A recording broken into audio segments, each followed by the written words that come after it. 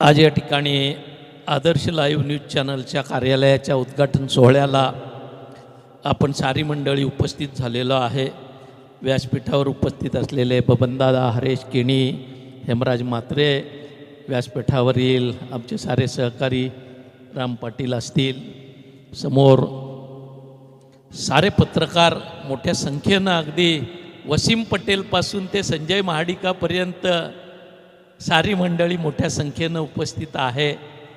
खरं तर पत्रकाराच्या कार्यक्रमाला इतर पत्रकार यायला थोडीशी कंजूसी करतात, पण या ठिकाणी आनंदाची बाब आहे की अनेक पत्रकार मोठ्या संख्येनं उपस्थित आहेत। भरत कुमार असतील, सागर राजे असतील, अक्षय कांबळे हा माझ्या दृष्टीनं एक अतिशय मेहनती कार्यकर्ता म्हटलं तरी हरकत नाही। पत्रकारितेतल्या क्षेत्रातला सातत्यानं जेव्हापासून त्याला ओळखतोय, प्रत्येक ठिकाणी पोहोचण्याचा प्रामाणिक प्रयत्न त्याच्याकडून होत असतो। विविध क्षेत्रातल्या, विविध संघटनांच्या, विविध पक्षांच्या साऱ्या कार्यक्रमांना त्या ठिकाणी हजेरी लावून आपलं काम बातम्या देण्याचं आहे ते तो अतिशय तन्मयतेनं करत असतो।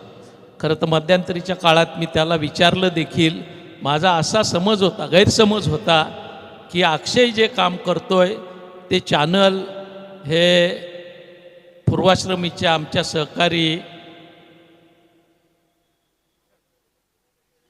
दीक्षा जाधव यांचा आहे, अक्षय त्या ठिकाणी मॅनेजर म्हणून काम करतो असा माझा समज होता। पण त्याला विचारल्यानंतर त्यांनी सांगितलं, साहेब मी स्वतंत्रपणानं हे चॅनल चालवतो, दीक्षा जाधवांचा आणि ह्या चॅनलचा संबंध फक्त इतरांच्या कार्यक्रमाला जसा मी अटेंड करतो तशाच पद्धतीनं त्याही कार्यक्रमांना मी जातो, एवढ्यापुरता आहे। विचारांची बैठक पक्का असलेला एक पत्रकार प्रामाणिकपणानं, स्वाभिमानानं या क्षेत्रामध्ये काम करण्याचा प्रयत्न त्यांचा आहे आणि ते अतिशय योग्य मार्गावर आहेत असं माझ्यासारख्या कार्यकर्त्याचं मत आहे। आपण साऱ्यांच्या वतीनं त्यांचं मनापासून या ठिकाणी अभिनंदन करतो, त्यांना मनापासूनच्या शुभेच्छा देतो।